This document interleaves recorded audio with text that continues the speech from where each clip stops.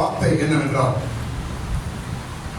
உன் பிரச்சனை தீரும் என்ற ஒரு வார்த்தை ஆண்டவர் கொடுக்கிறார். ஸ்தோத்திரம். உன் பிரச்சனை தீரும். தேவன் பிரச்சனையை தீர்த்து வைக்கிறார். நீதிமொழியில் அருமையான ஒரு வார்த்தை இருக்கிறது. ஸ்தோத்திரம். தேவன் நம்முடைய பிரச்சனையை என்ன செய்யறாங்க? தீர்த்து வைக்கிறவர். பிரச்சனைகளில் இன்னும் சிக்கிக் கொள்ள விட மாட்டார். பிரச்சனைக்குள்ளே இன்னும் அவிழ்ந்து போக தேவன் விட மாட்டார். நம்முடைய பிரச்சனைகளை தீர்த்து வைக்கிறவர் நம்முடைய தேவன்.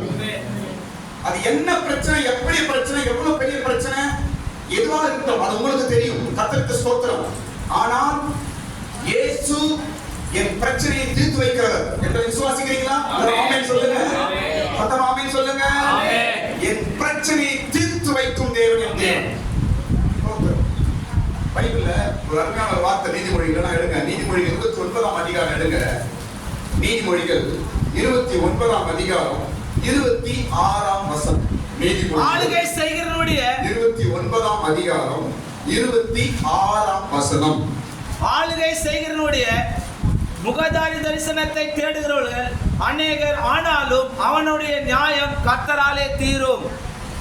ஆளுகை செய்கிறவனுடைய முக தரிசனத்தை தேடுகிறவர்கள் அநேகம், ஆனாலும் அவனுடைய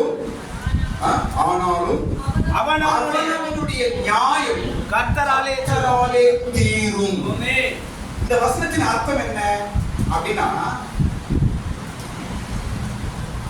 ஆளுகை செய்கிறவருடைய முகத்தை தேடுவாங்க. ஆளுகை செய்யற யாரு? எம்எல்ஏ, கவுன்சிலர், போலீஸ் ஆபீசர், அதுக்கப்புறம் சீஃப் மினிஸ்டர், இப்படி அதிகாரத்தில் இருக்கிறவர்களை தேடுவார்கள். ஏதாவது எனக்கு சப்போர்ட் கிடைக்குமா, ஏதாவது எனக்கு ஃபேவர் கிடைக்குமா, எனக்கு ஏதாவது ஒரு அவர்கிட்ட எனக்கு சப்போர்ட் கிடைக்குமா என்று தேடுவார்களாம். பைபிளை போட்டு பாருங்க. இன்னைக்கு நடக்குது. பைபிள் அன்றைக்கு கேட்டுக்கலாம், இன்னைக்கு நடக்குது. ஏதாவது பிரச்சனைனா உடனே நம்ம யாரை தேடுறோம்? ஆளுகை செய்கிறவர்களை தேடுறோம். அத்தாரிட்டியில் இருக்கிறவங்க தேடுறோம். பவர் இருக்கிறவங்களை நம்ம தேடுகிறோம். ஸ்தோத்திரம். ஆனாலும் அன்பைக்கு ஒரு வார்த்தை இருக்கு. ஆனாலும் நீ தேடினாலும் தேட கட்டி போனாலும் அவனவனுடைய நியாயம் கர்த்தராலே தீரும். சொல்லுங்க. அவனவனுடைய நியாயம் கர்த்தராலே தீரும். பாருங்க, நான் சொல்ல பாருங்க. கிறிஸ்தவர்கள் நமக்கு யாரோட ஃபேவர் தேவையில்லை, நம்ம யாரோட சப்போர்ட் தேவையில்லை, யாரோட உதவி தேவையில்லை. ஸ்தோத்திரம். முன்னாள் முடிந்தா நீ மற்றவனுக்கு உதவி பண்ணு. ஸ்தோத்திரம். உன் உதவிக்காக இன்னொரு இடத்துல போய் நிற்காத. ஸ்தோத்திரம். பைபிள் சொல்லுது, அவனவனுடைய நியாயம் கர்த்தராலே தீரும். இந்த இடத்துல நியாயம் என்பதை பிரச்சனை என்று நான் சொல்லுகிறேன். நியாயம் தீர்க்கும். நியாயம் என்ன? நம்ம பிரச்சனை, பிரதருக்கு பிரச்சனை, சிஸ்டருக்கு பிரச்சனை, உங்க குடும்ப பிரச்சனை, தனிப்பட்ட பிரச்சனை, உங்களுடைய தொழில் பிரச்சனை, உங்களுடைய எதிர்கால பிரச்சனை, இல்ல ஒரு குடும்ப பிரச்சனை, சொத்து பிரச்சனை, எதுவா இருக்கட்டும், இதெல்லாம் நியாயம். அவனுடைய நியாயம் கர்த்தராலே தீரும். நீ உலக மனுஷனை எதிர்பார்க்கிற, அவங்க ஏதாவது உதவி செய்வாங்களா, இவர்கள் ஏதாவது செய்வார்களா, இவர்கள் ஏதாவது எனக்கு வழி காட்டுவாங்களா, சொந்த பந்தத்தை. நீ மனுஷர்களை யாரிடத்துல நீ உதவி தேடிக்கொண்டிருக்கிறார், யாரிடத்துல நீ ஃபேவர் தேடிக்கொண்டிருக்கிறார், யாரிடத்துல சப்போர்ட் தேடிக்கொண்டிருக்கிறார். ஸ்தோத்திரம். இன்னைக்கு ஆண்டவர் பேசுகிறார். நீ யாரிடத்தில் போனாலும், யாரிடத்துல உதவி கேட்டாலும் உன்னுடைய நியாயம் என்னால் தீரும். நானே உனக்கு நியாயாதிபதியாக இருக்கிறேன். கர்த்தர் என் நியாயத்தை நீ தீர்க்கிறவர். நியாயம் என்பது நம்முடைய பிரச்சனை. ஸ்தோத்திரம். நிச்சயமாகவே கர்த்தரால் நம்முடைய பிரச்சனை தீரும். நிச்சயமாய் தீரும். இன்னைக்கு ஆண்டவர் பேசுகிறார். பிரதர், உங்களுடைய பிரச்சனை என்ன? சிஸ்டர், உங்க பிரச்சனை என்ன? வெளியே சொல்ல முடியாத பிரச்சனை, இல்ல சில பிரச்சனை இயக்கிக் கொண்டிருக்கிறேன். ஸ்தோத்திரம். யார் எனக்கு உதவி செய்ய முடியல, யார் உதவி எனக்கு இந்த பிரச்சனை வெளியே கொண்டு வர முடியல என்று கலங்கி கொண்டிருக்கிறீர்களா? உங்க இருதயத்தை தேவன் அறிவார். இயேசு பார்த்து கொண்டிருக்கிறார். இன்றைக்கு ஆண்டவர் பேசுகிறார். கர்த்தர் உன் நியாயத்தை தீர்ப்பார். ஒருவேளை மனுஷன் கைவிடலாம், ஒருவேளை மனுஷன் கையை நிறுத்திடலாம். ஸ்தோத்திரம். ஒருவேளை மனிதன் உனக்கு உதவி செய்ய முடியாமல் போகலாம். ஒருவேளை மனுஷன் நான் செய்யலை என்று செய்யாமல் போகலாம். இல்லைன்னா ஒரு மனுஷன் உண்மையாகவே நமக்கு உதவி செய்யணும்னு நினைப்பான், ஆனா அவனுக்கு சக்தி இல்லாமல் போகலாம். இதெல்லாம் வாழ்க்கை நடக்குது. ஆனால் ஒன்றே ஒன்று மாறாதது என்னவென்றால் கர்த்தருடைய நியாயத்தை தீர்க்கிறார். தீர்க்கிறவர். கரங்களை தட்டுங்க. கர்த்தர் என் நியாயத்தை தீர்க்கிறவர். கர்த்தர் என் ப்ராப்ளத்தை சால்வ் பண்றவர். கர்த்தர் என் பிரச்சனையை தீர்க்கிறவர். இதுதான் சத்தியம். இதுதான் காலம் காலமாக நடந்து கொண்டு வர விஷயம். இனிமேலும் நடக்க போகிற விஷயம். ஆமென். ஸ்தோத்திரம். கர்த்தர் நம்முடைய பிரச்சனைகளை தீர்த்து வைப்பார். நீ எந்த இடத்துல போய் நின்று கொண்டிருக்கிறாய்? ஸ்தோத்திரம். நீ ஆண்டவர் பேசுகிறார். நான் உன் நியாயத்தை தீர்ப்பேன். நான் உன் பிரச்சனையை தீர்ப்பேன். ஸ்தோத்திரம். பல நாள் பிரச்சனை சீக்கிரமாய் அவைகளை ஆண்டவர் தீர்வுக்கு கொண்டு வர போகிறார். தீர்வு உண்டாகும், முடிவு உண்டாகும். அவனுடைய நியாயம் கர்த்தராலே தீரும். ஸ்தோத்திரம். கர்த்தரை விட்டு நாம் எங்கிருந்து தெரிந்து கொண்டிருக்கிறோம்? உண்மையாகவே தேவன் தான் உன் நியாயத்தை செய்ய போகிறார். உண்மையாகவே தேவன் தான் உன் பிரச்சனையை சால்வ் பண்ண போகிறார். உண்மையாகவே தேவன் தான் உன் பட்சத்தில் இருந்து காரியத்தை வெற்றியாக உனக்கு செய்து முடிக்க போகிறார். நீ வெற்றியை காண போகிறார். ஸ்தோத்திரம். Praise the Lord. சங்கீதத்துல இன்னொரு வசனங்கள் பாருங்க, நல்ல ஒரு வார்த்தை. அநேக இக்கட்டுகளை என்னை காண செய்கிறீர். எதற்காக? ஏன் நிறைய பிரச்சனை ஆளுக்கு அனுமதிக்கிறார் என்று ஒரு கேள்வி. சங்கீதம் 71ஆம் சங்கீதம் 20ஆம் வசனம் படிக்கும் பொழுது, 71ஆம் சங்கீதம் 20ஆம் வசனம் படிக்கும் பொழுது அங்கே தாவீது அருமையான ஒரு வார்த்தை பேசுறாரு பாருங்க. அநேக இக்கட்டுகளையும் ஆபத்துகளையும் காணும்படி செய்கிறது. அநேக இக்கட்டுகளையும் ஆபத்துகளையும் நம்மை காண செய்கிறார். அப்படின்னா பார்க்க வைக்கிறார். எதுக்கு? ஒண்ணுக்கு மேல ஒண்ணு பிரச்சனை. ஏன் ஆண்டவர் அனுமதிக்கிறார்? ஒருவேளை நமக்கு ஒரு கேள்வி உண்டாகலாம். ஏன் பிரச்சனை மேல பிரச்சனை வருது? ஏன் கஷ்டத்து மேல கஷ்டம் வருது? ஏன்? ஸ்தோத்திரம். ஏன் என்று தாவீது அங்கே சொல்றார் பாருங்க. தொடர்ந்து படிங்க. என்னை நீர் திரும்பவும் உயிர்ப்பித்து திரும்பவும் என்னை பூமியின் பாதாளங்களிலிருந்து ஏற பண்ணுகிறீர். ஏன் பிரச்சனை அலோவ் பண்றாரு? ஏன் பிரச்சனைக்கு மேல பிரச்சனை ஆண்டவர் அனுமதிக்கிறார்? இது கர்த்தர் அனுமதிக்கிறார். நான் எவ்வளவு ஜெபம் பண்றேன், கர்த்தருக்கு தெரியாதா ஏன் பிரச்சனை மேல பிரச்சனை வருகிறது என்று நீ ஒருவேளை கேள்வி கேட்கிறீர்களா? எதற்கு தெரியுமா? உங்களை மறுபடியும் தூக்கி நிறுத்தும்படிக்காக தான். கரங்களை தட்டுங்க. மறுபடியும் தூக்கி நிறுத்தும்படிக்கிறார். பிரச்சனையை அனுமதிக்கிறார். பிரச்சனை மேல பிரச்சனை வருது. இனிமே என்னால எழுப்ப முடியாது, நான் அப்படிதான் என்று ஒருபோதும் கிடையாது. நீங்க ஒருவேளை நினைக்கலாம், நான் பிரச்சனை மேல பிரச்சனை சந்திக்கிறேன், ப்ராப்ளத்துக்கு மேல ப்ராப்ளம் எனக்கு வந்துட்டே இருக்குது, நான் என்ன செய்ய போறேன் தெரியலையே, அவ்வளவுதானா, மறுபடியும் என்னால எழுப்ப முடியாதா என்று நீங்க நினைக்கிறீங்க. அது அல்ல. ஸ்தோத்திரம். மறுபடியும் தேவன் உன்னை தூக்கி நிறுத்தும்படிக்காக தான் அவைகளை அனுமதிக்கிறார். நான் சொல்ல பாருங்க, ஜெபிக்கிற ஒரு தேவ பிள்ளைக்கு, பைபிள் படிக்கிற ஒரு தேவ பிள்ளைக்கு, இயேசுவின் பிள்ளை ஒரு கிறிஸ்தவனுக்கு பிரச்சனைகள் ப்ராப்ளங்கள் தேவன் அனுமதிக்கிறார். எது தெரியுமா? அவனை தூக்கி நிறுத்துவதற்கு தான் அனுமதிக்கிறார். ஆமென். ஸ்தோத்திரம். உதாரணமா யோபு வாழ்க்கையில பார்க்கலாம். பிரச்சனை மேல பிரச்சனை. கடவுளே சொல்ல பிரச்சனை வந்துட்டே இருக்குது. ஏன் தெரியுமா? கடைசியில் அவன் உயரத்தில் தூக்கி நிறுத்தினார் அவனை. ஆமென். இதைதான் நம்ம வாழ்க்கையில் நடக்குங்க. கவலைப்படாதீங்க. ஸ்தோத்திரம். நம்முடைய பிரச்சனைகளை தேவன் தீர்ப்பார். என் நியாயங்களை அவர் தீர்ப்பார். எந்த பிரச்சனையா இருக்கட்டும், சீக்கிரத்தில் உங்க பிரச்சனைகள் சால்வ் ஆக போது பாருங்க. கர்த்தர் தான் செய்ய போகிறார்.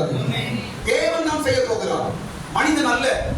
நீ நம்பி இருக்கிற மனுஷன் அல்ல, சொந்த பந்தம் அல்ல, நீ நம்பி இருக்கிற உன் சிநேகிதர்கள் அல்ல.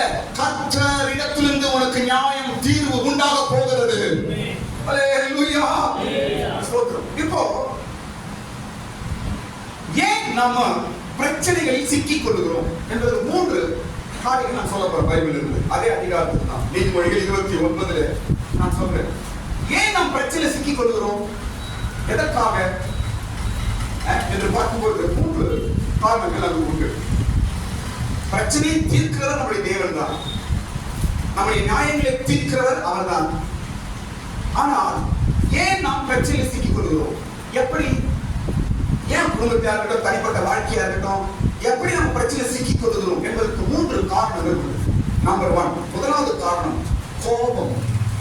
கோபம் எங்க இருக்குதோ அவங்க பிரச்சனையில மாட்டிட்டே இருப்பாங்க. படிங்க 29ஆம் அதிகாரம் 22ஆம் வசனம் படி. கோபக்காரன் வழக்கை கொளுகிறான். கோபக்காரன் வழக்கை என்ன செய்றான்? கொளுகிறான். கோபக்காரன் வழக்கை கொளுகிறான். கொளுவது பின்னுறது. கொளுவது என்பதுனா பின்னுவது. கோபக்காரன் வழக்கு என்றால் தன் பிரச்சனை, கோபக்காரன் தன் பிரச்சனையை அவனை பிடிக்கிறான் இன்னும் அதிகமா. ஸ்தோத்திரம். நம்ம எந்த விஷயத்துல நம்ம கோபப்படுறோமோ பிரச்சனைகள் மாற்றிக் கொள்கிறோம், பிரச்சனைகளில் சிக்கிக் கொள்கிறோம், நாமே பிரச்சனையை உருவாக்கிறோம், நாமே பிரச்சனைக்குள்ளே இன்னும் மாட்டிக் கொள்கிறோம், சிக்கிக் கொள்கிறோம். ஸ்தோத்திரம். கோபம் நம்மை பிரச்சனைக்குள் சிக்க வைக்கிறது. ஸ்தோத்திரம். இன்னைக்கு என் நியாயத்தை தீர்க்கிற கர்த்தர் தான், என் பிரச்சனையை தீர்க்கிற கர்த்தர் தான். கர்த்தர் தீர்ப்பார், ஒருவரும் கைவிட மாட்டார். அவரை நோக்கி பார்த்து ஆண்டவரே என்று கூப்பிடும் பொழுது இறங்குகிறார். ஸ்தோத்திரம். ஆனால் நமக்கு ஒரு அறிவு வேண்டும். ஏன் பிரச்சனை மாற்றேன், ஏன் இந்த பிரச்சனை சிக்கிக் கொள்கிறேன் என்பதற்கு முதல் காரணம் நம்முடைய கோபம். அதனால் வரும் நாட்களிலே நம்முடைய கோபங்களை நாம் தனித்துக் கொள்ள ஆண்டவருக்கு ஜெபிப்போமாக. எந்த சூழ்நிலை நாம் கோபப்படக்கூடாது. இப்ப தம்பி ஒரு வசனம் சொன்னார், என்ன சொன்னார்? கோபப்பட்டாலும் என்ன வசனம் சொன்னாருங்க? சொல்லுங்க, அவரே கோபப்பட்டாலும் பாவம் செய்யாதீர்கள், கோபப்பட்டாலும் பாவம் செய்யாது. ஸ்தோத்திரம். பிரச்சனை பிரச்சனை பிரச்சனை சிக்கிக் கொள்ளுறோம். வீட்டுல சமாதானம் இல்லை, குடும்பத்துல பிரச்சனை. ஏன் கோபம் தான்? ஒருவேளை கணவன் கோபப்படுறாங்க, மனைவி கோபப்படுறாங்க, ரெண்டு பேரும் யாரும் கோபக்காரங்க, நாம குடும்பம் பிரச்சனையாவே இருக்கும். ஸ்தோத்திரம். நாம் பிரச்சனையில் சிக்கிக்கொள்ள முதல் காரணம் கோபம். இரண்டாவது காரணம் சொல்ல பாருங்க. அதே 18ஆம் வசனம், 29ஆம் அதிகாரம் 18ஆம் வசனம் படிக்கும் பொழுது, எங்கு தேவனுடைய வார்த்தை இல்லையோ அங்கு ஜனங்கள் சீர்கெட்டு போவார்கள், பிரச்சனையை சிக்கிக் கொள்வார்கள். படிங்க. தீர்க்க தரிசனம் இல்லாத இடத்தில் ஜனங்கள் சீர்கெட்டு போவார்கள், வேதத்தை காக்கிறவனோ பாக்கியவான். தேவ வார்த்தை இல்லாத இடத்துல பிரச்சனைகள் சிக்கிக் கொள்ளும். தீர்க்க தரிசனம் இல்லாத இடம் அப்படின்னா தேவ வார்த்தை இல்லாத, வேதத்தை காக்கிறவன். ஸ்தோத்திரம். பைபிள் நீ படிக்காம இருந்தா நிறைய பிரச்சனை மாட்டுவீங்க. பைபிள் படிக்கிற பழக்கமே உனக்கு இல்லைன்னா நீ பிரச்சனை மேல பிரச்சனை சிக்கிக் கொள்வாய். தீர்க்க தரிசனம் இல்லாத இடத்தில் ஜனங்கள் சீர்கெட்டு போவாங்க. அப்படின்னா கெட்டு போவாங்க, பிரச்சனை மாட்டிக்கொள்வாங்க. தீர்க்க தரிசனம் நான் பைபிள் தான். பைபிள் என்னங்க? தீர்க்க தரிசனம். ஒவ்வொரு நாளும் காலையில் எழுப்பி பைபிள் படிக்கிற பழக்கம் இருந்தீங்கன்னா உங்களுக்கு வந்த பிரச்சனை நீங்க மாட்ட மாட்டீங்க, சீக்கிரமா பிரச்சனை வெளியே வந்துருவீங்க. ஸ்தோத்திரம். ஏன் பிரச்சனை சிக்கிக் கொள்றோம்? ஏன் பிரச்சனை மேல பிரச்சனை மாட்டிக்கிற வெளியே வர முடியல? காரணம் என்ன?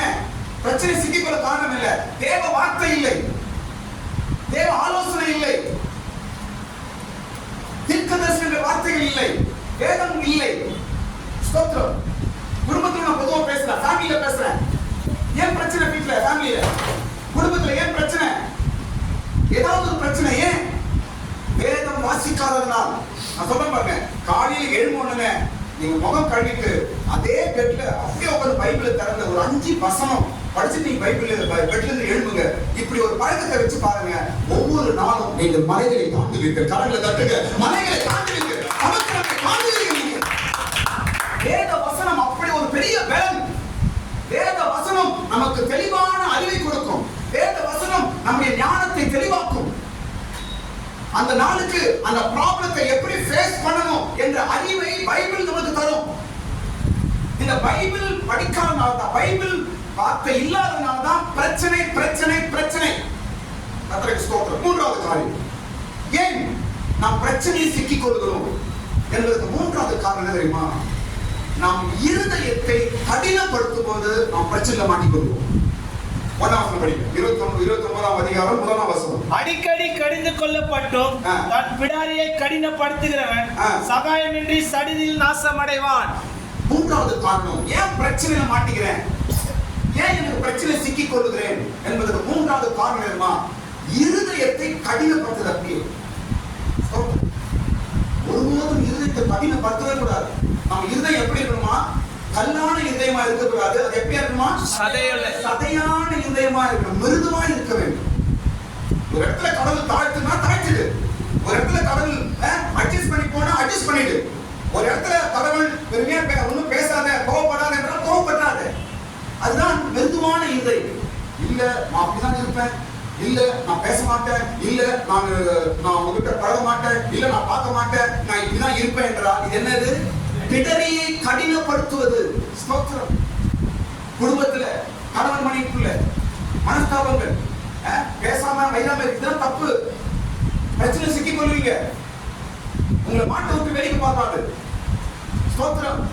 இஸ்ரவேல் ஜனங்களை தேவன் திட்டினார், அவர்களை கடிந்து கொண்டார். அவர்கள் வணங்கா கழுத்துள்ளவர்கள் என்று திட்டார். கடவுள் கோபப்பட்டார். வணங்கா கழுத்து, கர்வம், கடினப்படுத்துறது இருந்தது, ரோஷம், ரொம்ப இது.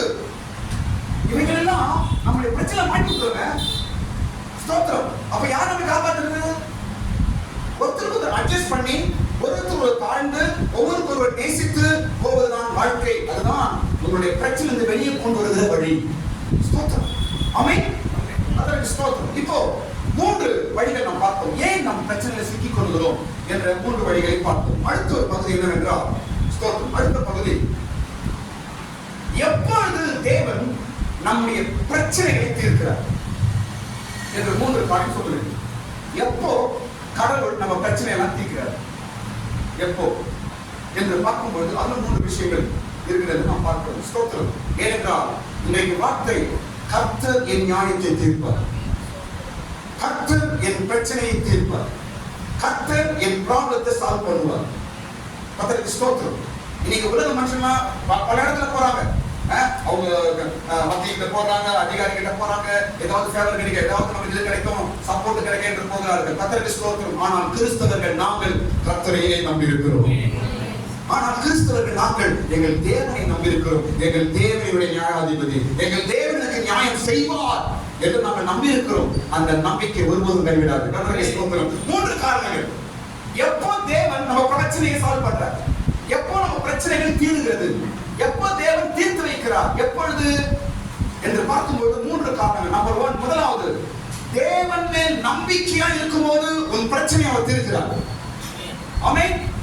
25 வசனம் படிங்க. 29ஆம் அதிகாரம் 25. மனுஷனுக்கு பயப்பட பயம் கண்ணியை வருவிக்கும், கர்த்தரை நம்புகிறவனோ உயர்ந்த அடைக்கலத்திலே வைக்கப்படுவான். கர்த்தரை நம்புகிறவனோ உயர்ந்த அடைக்கலத்தில் வைக்கப்படுவான். கர்த்தரை ஒருத்தர் நம்புறான் என்றால், நான் கடவுளை நம்புறேன், கடவுளை நம்புறேன், என் தேவனை நம்புறேன், என் ஜெபத்தை நம்புறேன், என் இயேசுவை நம்புறேன் என்று நீ நம்புவாய் என்றால், நீ பிரச்சனை வெளியே வருவது மாத்திரமல்ல, உன்னை உயர்ந்த இடத்தில் வைக்கிறார். எப்ப நம்ம பிரச்சனை தீர்வு, கடவுள் எப்ப நம்ம பிரச்சனை தீர்க்கிறார்? அவர் மீது நம்பிக்கை வைக்கும் பொழுது. கர்த்தர் மேல் நம்பிக்கையா இருக்கிற மனுஷன் பாக்கியவான். கர்த்தரை நம்பி இருக்கிறவன் ஒருபோது வெட்கப்பட்டு போவதில்லை. கர்த்தரை நம்பி இருக்கிறவரை அவர் பார்க்கிறார். இன்னைக்கு நம்பிக்கை எப்படி? ஸ்தோத்திரம். நான் சொல்ல பாருங்க, உங்க பிரச்சனையை சால்வ் பண்ண நினைக்கிறீங்களா, பிரச்சனை வெளியே வர நினைக்கிறீங்களா, ஒண்ணே ஒன்று, கர்த்தர் மேல நம்பிக்கை வைக்கிறேன் அப்படின்னு டெய்லி ஒரு வார்த்தை சொல்லுங்க போதும். இந்த பிரச்சனை தான் வெளியே வருவேன், வரணும், நான் கட்டாயம் வருவேன், நான் கர்த்தரை நம்புகிறேன். எல்லாரும் சொல்லுங்க, நான் கர்த்தரை நம்புகிறேன். கர்த்தரை நம்புகிறேன். இந்த வார்த்தையை சொல்லி பாருங்க, பிரச்சனை இருந்து நீங்க சீக்கிரம் வெளியே வந்துடுவீங்க. எந்த பிரச்சனையும் உன்னை கட்டி வைக்கவே முடியாது. ஏனென்றால் என் நியாயத்தை தீர்க்கிறவர் அவர், என் பிரச்சனையை தீர்க்கிறவர் அவர். பிரச்சனையை பார்க்காதீங்க, பயப்படுவீங்க. உன் பிரச்சனை ஐயோ மலை போல இருக்குது, என் பிரச்சனை சமுத்திரம் போல இருக்குது, என் பிரச்சனை பெரிய கடல் போல இருக்குது, ஐயோ நான் எப்படி வரப்போறேன்னு தெரியலையே என்று பிரச்சனையை பார்க்காத. பிரச்சனையை பார்க்க நீயே பயந்துரு. பிரச்சனையை பார்க்க சாத்தான் சின்ன பிரச்சனை பெருசா காட்டுவான் உனக்கு. ஸ்தோத்திரம். பிரச்சனையை பார்க்காதே, நீ பார்க்க வேண்டியது ஒன்று, கர்த்தர் நான் நம்புகிறேன் என்று சொல்லு. அவ்வளவுதான். ஹல்லேலூயா. நான் கர்த்தரை நம்புகிறேன், என் தேவனை நம்புகிறேன், என் இயேசுவை நம்புகிறேன் என்று நீங்க வாயில சொல்லுங்க போதும். உங்க ப்ராப்ளத்தை நீங்க வெளியே வந்துடுவீங்க. ஹல்லேலூயா. ஸ்தோத்திரம்.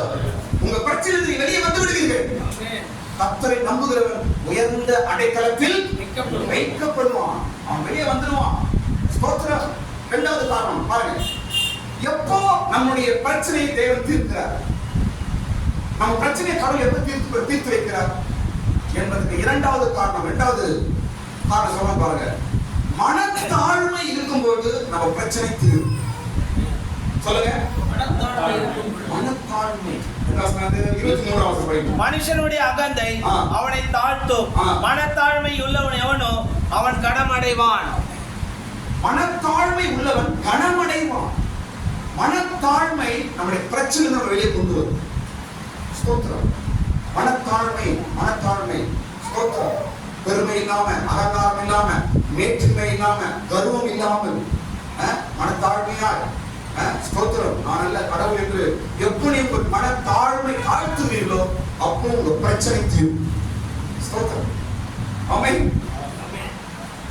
மனத்தாழ்மை இருக்கும்போது நம்முடைய பிரச்சனை நம்ம தேவன் தீர்த்து வைக்கிறார். ஸ்தோத்திரம். எப்போ நம்ம பெருமைப்படுறோமோ பிரச்சனை மாட்டின வெளியே வர முடியாது. ஸ்தோத்திரம். பெருமை என்பது சாத்தானின் கிரி. பெருமை என்பது சாத்தானினோட வேலை. பெருமை என்பது சாத்தானுடைய காரியம். நம்ம வெளியே வர விடாதது, உள்ளே மாட்டி உன்னை சிக்க வைக்கும். ஸ்தோத்திரம். மனத்தாழ்மை உள்ளவர்கள் என்ன பண்ணுவாங்க? அவர்கள் கனமடைவார்கள். கர்த்தர் உங்களை கனப்படுத்துவாருங்க. ஸ்தோத்திரம். கனப்படுத்துவார். உன்னையும் குடும்பத்தை கனப்படுத்துவார். உன் செய்த வேலையை கனப்படுத்துவார். உன் காரியத்தை கனப்படுத்துவார். ஸ்தோத்திரம். மனத்தாழ்மை. எல்லாரும் சொல்லுங்க. சொல்லுங்க. மனத்தாழ்மை நம்ம பிரச்சனை வெளியே கொண்டு வரும். நீ எப்போ உன்னை தாழ்த்துறாயோ கடவுள் பிரச்சனை வெளியே கொண்டு வந்துடும். உன் பிரச்சனையை தீர்த்துவார். உன் ப்ராப்ளம் சால்வ் ஆயிடும். உன் கஷ்டம் தீரும். உன் பிரச்சனைகள் உடைந்து போகும். உன் சிக்கல்கள் அறுந்து போகும். மனத்தாழ்மை தேவன் வேலை செய்யக்கூடிய வழி. கர்த்தர் ஒரு இடத்துல இறங்கி வேலை செய்யணும்னா மனத்தாழ்மை வேண்டும். அதான் அவருக்கு பேஸ், அதான் அவருக்கு அடிக்கல். மனத்தாழ்மை எங்க இருக்கிறதோ கர்த்தர் அந்த இடத்துல இறங்கி வேலை செய்கிறார். ஸ்தோத்திரம். பிரச்சனை சிக்கி கொண்டிருக்கிறார். ஒரே வார்த்தை, ஆண்டவரே என்னை தாழ்த்துறாப்பா, என்னை தாழ்த்துகிறேன் என்று உங்க வாயினால வார்த்தையை சொல்லுவீர்கள் என்றால் தேவன் இறங்கி உங்க பட்சத்தை வேலை செய்வார். உங்க பிரச்சனைகள் சால்வ் ஆகும். உங்க பிரச்சனைகள் தீரும். ஆமென். மூன்றாவது காரணம், எப்போ நம்முடைய பிரச்சனைகள் தீருகிறது? மூன்றாவது காரணம் என்னவென்றால் நம்முடைய வழிகள் கர்த்தருக்கு பிரியமாய் இருக்கும் பொழுது நம்ம பிரச்சனைகள் சால்வ் ஆகும். எந்த வசனம்? நீதிமொழிகள் 16ஆம் அதிகாரம் 7ஆம் வசனத்தில் எழுதப்பட்டிருக்கு. நீதிமொழிகள் 16ஆம் அதிகாரம் 7ஆம் வசனம் படிக்கிறோம். ஒருவனுடைய வழிகள் கர்த்தருக்கு பிரியமாயிருந்தால் அவனுடைய சத்துருக்களும் அவனுடைய சமாதானமாகும்படி செய்வார். ஆமென். ஸ்தோத்திரம். இங்க ஒரு பிரச்சனை. இந்த பிரச்சனையை எப்படி சால்வ் ஆக சொல்றாங்க? ஒருவனுடைய வழி கர்த்தருக்கு பிரியமாயிருந்தால் அவனுடைய சத்துருவை என்ன செய்வார்? அவனோட சமாதானமாகும்படி செய்வார். பிரச்சனை சால்வ் ஆகும். ப்ராப்ளம் சால்வ் ஆகும். பிரச்சனை தீருகிறது. வழி கர்த்தருக்கு பிரியமான வழி. கர்த்தருக்கு இஷ்டமில்லாத வழி நம்ம இருந்தா நம்ம பிரச்சனை சால்வ் ஆகாது. கர்த்தருக்கு பிரியமான வழி, நீ நடப்பது, நீ செய்த காரியங்கள், நீ பேசுற வார்த்தைகள், உன்னுடைய பழக்க வழக்கங்கள், உன்னுடைய பேசும் வார்த்தைகள் இதெல்லாம் கடவுளுக்கு பிரியமா இருந்தா உங்க பிரச்சனை வெளியே வந்துடும். ஸ்தோத்திரம். அவனுடைய சத்துருவையும் அவனுக்கு சமாதானமாக்குவார்.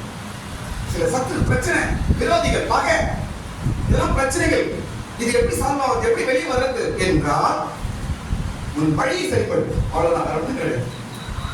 அவங்கள கோபப்படுறது, இவங்களை கோபப்படுறது, இதெல்லாம் தேவையில்லாத விஷயம். ஸ்தோத்திரம். நம்ம சரி பண்ணாவே நம்ம ப்ராப்ளம் சால்வுங்க. நம்ம சரி பண்ணிட்டா நம்ம ப்ராப்ளம் சால்வ். மற்றவன் சரியாகணும்னு நினைக்கிறீங்க பாரு, அங்கதான் பிரச்சனை. அவன் சரியாகும், அவன் சரி கிடையாது, அவன் சரி கிடையாது, அவன் சரி கிடையாது. நீங்க எவ்வளவு தான் சொல்லிட்டு கடைசியில் சொல்லியிருந்தாங்க, சார் வரையும் சொல்லியிருந்தாங்க. அவனும் மாற மாட்டான், நீயும் மாற மாட்டான். உன் ப்ராப்ளம் சால்வ் ஆகும், உன் பிரச்சனைகளை சால்வ் ஆகும் என்றால் ஒரே வழி, உன்னை நீ சரிப்படுத்து. உன் வழிகளை சரிப்படுத்து. உன் எண்ணங்களை, உன் பாதைகளை, உன் கிரியைகளை நீ சரிப்படுத்துவாய் என்றால் உன் பிரச்சனை தீரும். அவனோட நியாயம் கர்த்தரால் தீரும். ஸ்தோத்திரம். எந்த பிரச்சனையா இருக்கட்டும், வரும் நாட்களிலே தேவன் அதை தீர்க்க போகிறார். தேவன் அதை தீர்ப்பார். உங்க பிரச்சனை தேவன் சால்வ் பண்ண போறார். ஆமென்.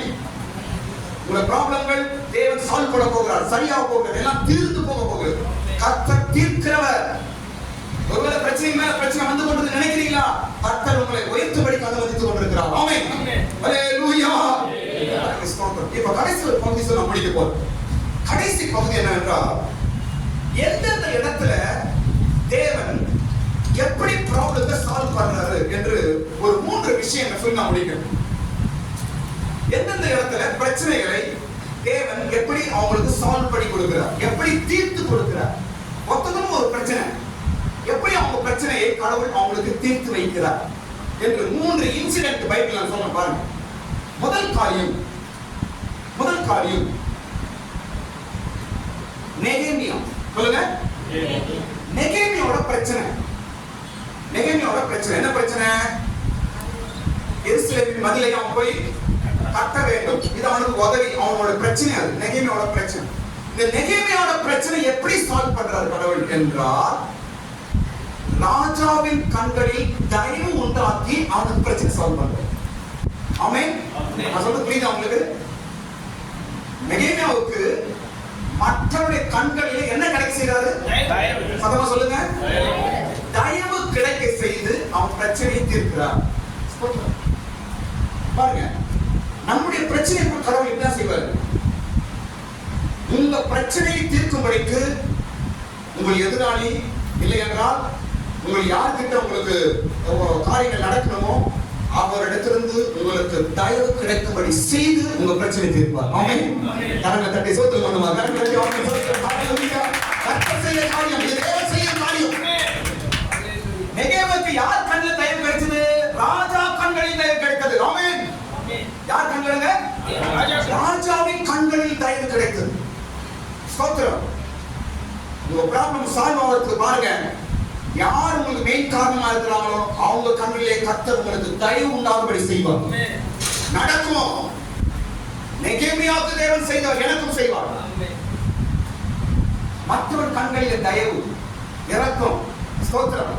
யார் நமக்கு உதவி செய்ய முடியுமோ, இல்ல யார் நமக்கு கெடுதல் உண்டாகிறாங்களோ அவங்க கண்ணிலே நமக்கு தயவு உண்டாக்கி நம்ம பிரச்சனையை தீர்த்து வைப்பார் ஆண்டவர். ஆமென்.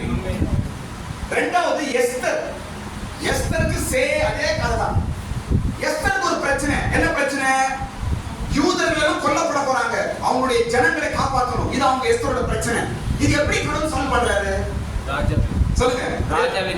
ராஜாவின் கண்களிலே எஸ்தருக்கு என்ன கிடைத்தது? தயவு கிடைச்சனால எஸ்தரோட ப்ராப்ளம் சால்வ், ப்ராப்ளம் தீர்ந்தது. இதை கர்த்தர் உங்களுக்கும் செய்வார். கர்த்தர் மற்றவருடைய கண்களில் தயவு கிடைக்கும்படி செய்வார். ஸ்தோத்திரம். நீ எங்க போய் நிக்கிறீங்களோ, யார் இடத்துல போய் நீங்கள் உங்க காரியங்களுக்காக உதவி கேட்கிறீர்களோ, இல்லை என்றால் யார் இடத்துல போய் நிற்கிறீர்களோ, எந்த இடத்துல போய் நிக்கிறீங்களோ, எந்த விஷயம், எந்த காரியம், அதிகாரியா இருக்கட்டும், இல்லை என்றால் அவங்க உயர்ந்த ஸ்தானத்துல இருக்கட்டும், இல்லை என்றால் அவர்கள் உங்களுக்கு உதவி செய்யக்கூடிய சக்தி உள்ளவர்களா இருக்கட்டும், யாராவது இருக்கட்டும், தேவன் அவருடைய கண்களில் உங்களுக்கு தயவு கிடைக்க செய்வார். நிச்சயமாய் நம்ம பார்க்கும்போது நம்ம மேல கோபமோ வெறுப்போ கசப்போ ஒன்றும் வராதபடிக்கு நம்ம மேல ஒரு நல்ல ஒப்பீனியனை உண்டாக்கி ஒரு தயவு உண்டாக்கி நம்ம ப்ராப்ளத்தை சால்வ் பண்ணுவாங்க. நம்ம கடவுளை கையை தட்டுங்க. ஆமென். எங்கள் இயேசு செய்வார். அப்படியே இயேசு ப்ராப்ளத்தை சால்வ் பண்றாரு. எப்படி யாருக்கு எப்படி பிரச்சனையை தீர்க்க வேண்டும் என்று இயேசுவுக்கு தெரியும். உன் பிரச்சனை எப்படி சால்வ் ஆக வேண்டும்னு இயேசுவுக்கு தெரியும். சிஸ்டர், உங்க பிரச்சனை எப்படி சால்வ் பண்ணணும் இயேசுவுக்கு தெரியும். என் பிரச்சனை எப்படி சால்வ் பண்ணணும் கடவுளுக்கு தெரியும். ஸ்தோத்திரம். மற்றவருடைய கண்களிலே நமக்கு தயவு கிடைக்கும்படி செய்வார். உனக்கு விரோதமாய் செய்கிறவருடைய எண்ணங்களை மாற்றுவார். உனக்கு விரோதமாய் பேசுவருடைய எண்ணங்களை மாற்றுவார். உனக்கு விரோதமாய் கிரியை செய்வருடைய எண்ணங்களை மாற்றுவார். உனக்கு கெடுதல் நினைக்கிறேன் என்று நினைக்கிறாங்க பாருங்க, அவங்க எண்ணத்தை ஆண்டவர் மாற்றுவார். உனக்கு கெட்டதா பேச நினைக்கிறாங்க பாருங்க, அவங்க எண்ணத்தை தேவன் மாற்றுவார். ஆமென். உன் பிள்ளைகளுக்கு விரோதமாய் கீடு செய்ய நினைக்கிறாங்க பாருங்க, அவங்க எண்ணத்தை கடவுள் மாற்றி போடுவாருங்க. ஹalleluya. நல்லது நடக்கும். சிச்சுவேஷனை மாற்றி விடுவார். அவ்வளவு பெரிய ராஜாக்கள் கண்களில் தயவு கிடைத்தவர். உன்னுடைய பிரச்சனையை தீர்க்க அவரால் முடியாதா? முடியும். என் இயேசுவால் ஆகாது ஒன்றுமே இல்லை. சகலமும் ஆகும். என் தேவன் என்னோடு கூட இருக்கிறார். ஹalleluya. இரண்டாவது ஒரு இடம், அடுத்த இடம் பாருங்க. இயேசு ஒருத்தனுடைய ப்ராப்ளம் சால்வ் பண்றார். இயேசு யாரோட பிரச்சனை? குஷ்டரோகிகளோட பிரச்சனை. ஒரு 10 குஷ்டரோகிகள் வராங்க இயேசு கிட்ட. 10 குஷ்டரோகிங்க இயேசு கிட்ட வராங்க. அவங்க குஷ்டரோகம் நீங்க வேண்டும். இதுக்கு இயேசு எப்படி அவங்க நோயை சால்வ் பண்றாரு, பிரச்சனையை தீர்க்கிறார் என்றால் 2 காரியத்தை அவங்க உண்டாக்கும். கை தொடல, நீங்க கை தொடல சுகமாக்கல. 2 விஷயம் சொல்றாரு. ஒன்று கீழ்ப்படிதல், இரண்டாவது நன்றி. இந்த 2 காரியத்தை அங்க உண்டாக்கி அவங்க பிரச்சனை சால்வ் பண்றது. ஆமென். லூக்கா 17ஆம் அதிகாரம் வீட்டுல படிச்சு பாருங்க. 10 குஷ்டரோகிகள் வராங்க இயேசு கிட்ட. இயேசு அவங்க எப்படி சும்மாக்குறாரு தெரியுமா? நீங்கள் போய் ஆசாரியனிடத்தில் உங்களை காட்டுங்கள், அவ்வளவுதான். வேற ஒண்ணுமே சொல்லல. நீங்கள் போய் ஆசாரியனிடத்தில் உங்களை காட்டுங்கள் என்று சொன்னார். இது 2 வார்த்தை. அதுல முதல்ல என்ன பண்ணாங்க? கீழ்ப்படிய வேண்டும். கீழ்ப்படியணும். இயேசு சொன்ன வார்த்தை பேசினவங்க கீழ்ப்படியணும். இரண்டாவது என்ன பண்ணணும்? நன்றி சொல்ல வேண்டும். திரும்பி வந்து ஒருத்தர் நன்றி சொன்னான். இந்த 2 விஷயம் அவர்களை அவருடைய பிரச்சனையை தீர்த்து. ஆமென். ஸ்தோத்திரம். நம்முடைய பிரச்சனைகள் கடவுள் தீர்க்க நம்மிடத்துல 2 விஷயம் எதிர்பார்க்கிறார் கடவுள். நான் உன் பிரச்சனையை தீர்க்கிறேன், உன் நியாயத்தை நான் தீர்க்கிறேன். 2 விஷயம் கடவுள் எதிர்பார்க்கிறார். ஒன்று கீழ்ப்படிதல். கடவுள் பேச்சை கேட்கிறோமா? அவர் வேண்டாம் என்று சொல்றதை செய்யக்கூடாது, செய் என்று சொல்வதை செய்ய வேண்டும். விலகு என்ற இடத்துல விலகினோம், போகாத என்ற இடத்துல போகக்கூடாது, பேசாத என்ற இடத்துல பேசக்கூடாது, செய்யாத என்ற காரியத்தை செய்யக்கூடாது. இப்படி கடவுளுக்கு நாம் கீழ்ப்படிந்தால் நம்ம ப்ராப்ளம் சால்வ். ஆமென்.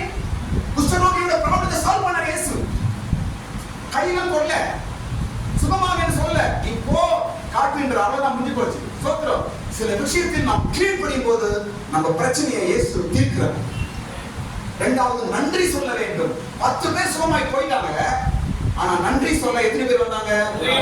ஒரே ஆள் திரும்பி வந்தான். மீதி 9 பேர் எங்க என்று இயேசு கேட்கிறார். அப்ப இயேசு என்ன எதிர்பார்க்கிறாரு? சொல்லுங்க. நன்றியை எதிர்பார்க்கிறார். நீங்க நன்றி சொல்லுங்களா இருப்பீங்க என்றால் உங்க பிரச்சனை சால்வ். நன்றி சொல்லணும். நன்றி சொல்றது எப்படி? காலையிலும் நைட்டிலும் வீட்டுல ஸ்தோத்திரம் பண்ணணும், துதிக்க வேண்டும். அதான் நன்றி சொல்றது. வீட்டுல குடும்பமாய் துதிப்பது, நன்றி சொல்லணும். அந்த நாள் கொடுத்து ஆண்டவரே நன்றி நன்றி நன்றி என்று சொல்லுவோம் என்றால் நம்ம பிரச்சனைகள் தீரும். ஸ்தோத்திரம் தான் தீர்க்கிற வழி.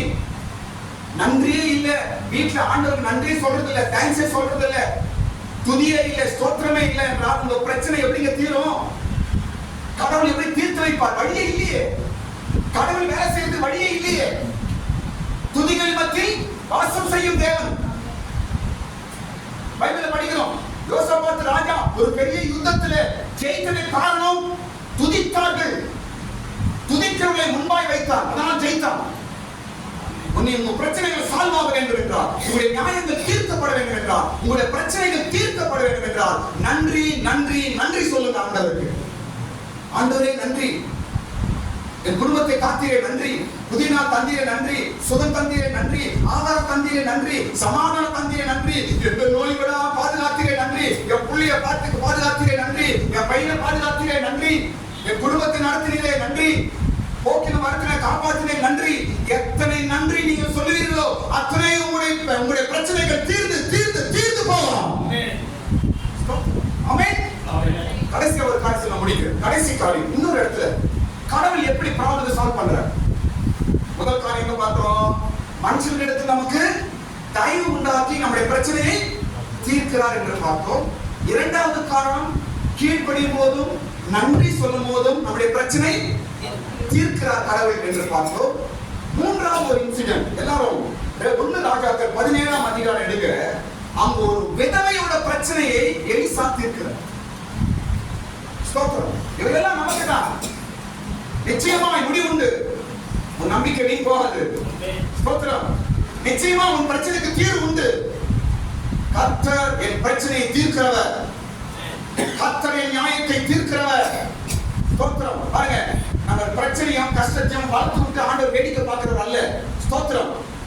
நம்ம தாழ்த்தும் போது, நாம் கர்த்தரை நம்பும் போது, நாம் கடவுளுக்கு கீழ்ப்படியும் போது, கடவுளுக்கு நன்றி சொல்லும் போது நம்ம பிரச்சனைகள் ஒவ்வொன்றாய் நமக்கு தீர்ந்து போய்விடும்.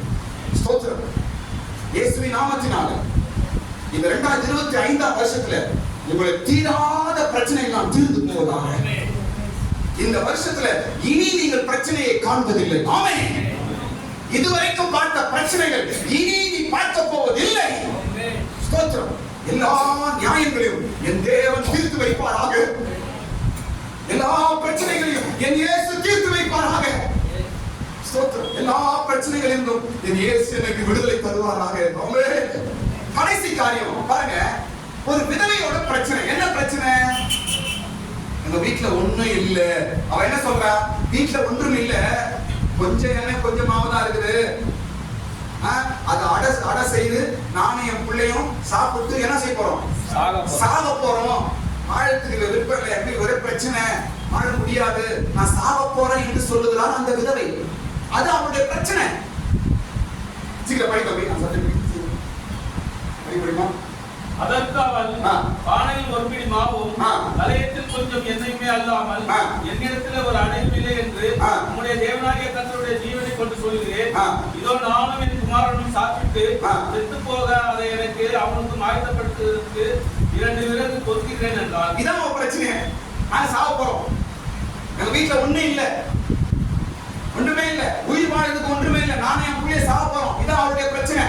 இந்த பிரச்சனையை எலிசா எப்படி சால்வ் பண்றாரு? எப்படி பிரச்சனை அங்க தீர்க்கப்படுகிறது என்றால் எப்படி தீர்க்கறாங்க? அப்பொழுது எலியா எப்படி தீர்க்கறாரு? நீ போய் முதலாவது எனக்கு ஒரு அடையை சுட்டு கொண்டு வா. அப்படி அப்பொழுது எலியா அவளை பார்த்து, பயப்படாதே, நீ போய் உன் வார்த்தையின்படி ஆயத்தப்படுத்து, ஆனாலும் முதல் அதிலே எனக்கு ஒரு சிறிய அடையை பண்ணி என்னிடத்திலே கொண்டு வா. இதான் ப்ராப்ளம் சால்வ் பண்றார். ஸ்தோத்திரம். சாக போகிற பிரச்சனை இங்கு கடவுள் தீர்க்கிறார். ஸ்தோத்திரம். எப்படி அப்படி பிரச்சனை தீர்க்கப்படுது? இங்க பாருங்க, சாவு பிரச்சனைங்க. நான் சாக போறோம், நான் சாக போறோம், நான் என் பிள்ளையை சாக போறோம் என்று சொல்லப்பட்ட பெரிய பிரச்சனை தீர்க்கப்படுகிறது. ஆமென். இயேசுவால முடியாத ஒன்றுமே கிடையாது. எந்த பிரச்சனை, எப்படிப்பட்ட பிரச்சனை, மரணத்தின் பிரச்சனை, நீ சிக்கலான பிரச்சனை, எந்த பிரச்சனையும் இயேசுவிடத்துல தீர்வு உண்டு. உனக்கு தீர்வை தருவார். இந்த விதவையும் பிள்ளையும் சாக போற நிலையிலிருந்து அவங்க பிரச்சனை தீர்க்கப்படுகிறது. ஸ்தோத்திரம். எப்படி தீர்க்கிறார்? முதலாவது எனக்கு ஒரு அடையை செய்து நீ கொண்டு வா என்று சொல்றார். ஸ்தோத்திரம். அவர் செய்து முதல்ல அடையை கொண்டு வந்து எலிசாவுக்கு கொடுக்கிறார். அதை அவங்க சாப்பிட்டு பல வருஷமாய் அவர்கள் உயிர் வாழ்ந்தார்கள். அந்த விதவையும் அந்த அவங்க பையனும். ஸ்தோத்திரம். படிங்க 15ஆம் வசனம்.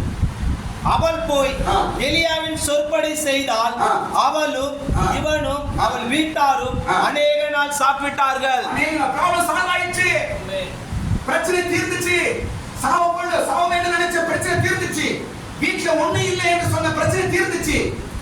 இனி நாம வாழ போறது இல்ல என்று சொன்ன பிரச்சனை தீர்ந்துச்சு. நான் என் பிள்ளையை சாவ போறோம் என்று சொன்ன பிரச்சனை தீர்ந்துச்சு. எப்படி தீர்க்கிறார் கடவுள்? ஸ்தோத்திரம். சுருக்கமா சொல்ற பாருங்க, நீங்க கடவுளுக்கு என்று கொடுக்கிற காணிக்கை மூலமா உங்க பிரச்சனைகள், பல பிரச்சனைகள் தீரும். ஆமென். இப்ப அவ கொண்டு வந்த அந்த ஒரு அடை என்னத்தை காட்டுது? காணிக்கை. எல்லாரும் சொல்லுங்க, காணிக்கை. கடவுளுக்காக கொடுக்கிற காணிக்கை. ஸ்தோத்திரம். முதல்ல எனக்கு கொண்டு வந்து ஒரு அடையை செய்து கொண்டு உடனே அவர் செய்து அவ கூட சாப்பிடல, அதை கொண்டு வந்து யாருக்கு கொடுக்குறான்? எலியாவுக்கு கொடுக்குறாங்க. இது என்னத்தை காட்டுது? காணிக்கை. ஸ்தோத்திரம். நீங்க சம்பளம் வாங்குற, வேலை செய்றீங்க, பயபக்தியா கொண்டு வந்து காணிக்கை கொடுக்குறீங்க, பயபக்தியா தசமபாகம் கொடுக்குறீங்க, பயபக்தியா இது கடவுளுக்கு என்று சொல்லி காணிக்கை பெட்டில போறீங்க. இதனால என்ன நடக்குது? உங்க பிரச்சனைகள் சால்வ் ஆகுது. கடவுளை கட்டு, உங்க பிரச்சனைகள் சால்வ் ஆகுது, உங்க பிரச்சனைகள் தீருகிறது. ஸ்தோத்திரம். பெரிய பெரிய பிரச்சனைகள் தீரும். ஸ்தோத்திரம். அந்த விதவை எலியாவுக்கு கொண்டு வந்து கொடுக்க அந்த அடை என்னத்தை காட்டுகிறது? காணிக்கையை காட்டுகிறது, தசமபாகத்தை காட்டுகிறது, கடவுளுக்காக கொடுக்கிறதை காட்டுகிறது. ஸ்தோத்திரம். பாஸ்டர், சின்ன காணிக்கை வச்சுங்க பாஸ்டர். பாஸ்டர், எங்களால் முடிந்த ஒரு காணிக்கை வச்சுங்க பாஸ்டர். பாஸ்டர், சபை ஊழியர்களுக்காக வச்சுங்க பாஸ்டர் என்று நீங்க கொடுக்குறீங்களே, இதெல்லாம் என்ன செய்யுது? நம்ம பிரச்சனையை தீர்க்குதுங்க, நம்ம ப்ராப்ளத்தை சால்வ் பண்ணுதுங்க. ஸ்தோத்திரம். அந்த விதவை அனுபவித்தார். அந்த ப்ராப்ளத்தை அவர் சால்வ் பண்ணதை அனுபவித்தார், ஆசீர்வாதத்தை அனுபவித்தார். ஸ்தோத்திரம். பல பிரச்சனைகளுக்கு தீர்வு உண்டாகும். பல வழிகளை ஆண்டவர் பல வழிகள் மூலமா நம்ம பிரச்சனையை நாம் தீர்க்கிறார் கடவுள். நம்ம நியாயங்களை தீர்க்கிறார் கடவுள். ஸ்தோத்திரம். பல வழிகளிலே நாம் ஊழியர்களுக்கு உதவி செய்யறோம், சபையில் உதவி செய்யறோம், அநேக பாஸ்டர்களுக்கு உதவி செய்யறோம், அநேக ஊழியக்காரர்களுக்கு உதவி செய்யறோம். இதெல்லாம் என்ன ஆகுது? எங்க போகுது? ஸ்தோத்திரம். எங்க போகுது? நம்முடைய பிரச்சனைகளை ஒவ்வொன்றாக தீர்த்து கொண்டிருக்கிறது. நீங்க பிரச்சனைகளில் வெளியே வந்து கொண்டே இருப்பீர்கள். உங்க வீடு ஆசீர்வாதமாய் மாறும். ஆமென். நீங்க கொடுக்கிற காணிக்கை மூலமா நீங்க தேவனுக்காக கொடுக்கிறது மூலமா உன் வீடு எண்ணெயினாலும் மாவுனாலும் நிரம்பும். குறை இருக்காது. ஸ்தோத்திரம். வெறுத்து போன வாழ்க்கை மறுபடியும் கட்டப்பட்டது. ஆமென். அந்த விதவை வெறுத்து போயிட்டா. இனி வாழ்க்கை வேண்டாம்ப்பா, இனி என்னால வாழ முடியாதுப்பா, ஏன்னா நானே அப்படியே சாதனம் வேண்டாம் இனி வாழ்க்கை என்று வெறுப்பும் கசப்பும் இருந்த குடும்பம் பிரச்சனை எலியா மாற்றினான். அதே இயேசுதான், நம்முடைய இயேசு. எத்தனை பேர் வெறுத்து போயிருக்கிறீங்க? குடும்பம் பிரச்சனை, என்னப்பா இது, எப்பயும் குடும்பம் மாறும், எப்பயும் பிரச்சனை மாறும், எப்பயும் சூழ்நிலை மாறும், என்ன என் வாழ்க்கை என்று நீங்க வெறுப்புக்குள்ளே கசப்புக்குள் இருக்கிறீர்களா? ஸ்தோத்திரம். என்னைக்கோ நீ கொடுத்த காணிக்கை, என்னைக்கோ நீ கடலுக்காக கொடுத்த அந்த காணிக்கை நிச்சயமாக உன் குடும்பத்திலும் உன் வீட்டிலும் ஒரு புதிய ஜீவனை உண்டாக்கும், உயிரை உண்டாக்கும். மறுபடியும் உன் குடும்பம் கட்டப்படும், மறுபடியும் வாழ்க்கை கட்டப்படும். ஸ்தோத்திரம். நிச்சயமாகவே என் நியாயத்தை கர்த்தர் தீர்ப்பார். எல்லா கண்களை மூடுங்க. ஆமென். ஸ்தோத்திரம். என் நியாயத்தை கர்த்தர் தீர்ப்பார். எனக்கு பிரச்சனைகள் தீரும். நிச்சயமாக நம்ம பிரச்சனைகள் தீர்க்கும் தேவன் நம்முடைய தேவன். இந்த நாளிலே எதுவா உங்கள் பிரச்சனை நினைத்துக் கொண்டிருக்கிறீர்கள், எதற்கு உங்களுடைய காரியங்களை நினைத்து நீங்கள் வேதனைப்பட்டுக் கொண்டிருக்கிறீர்கள், நிச்சயமாகவே அவைகளுக்கு தீர்வு உண்டு என்று ஆண்டவர் பேசுகிறார்.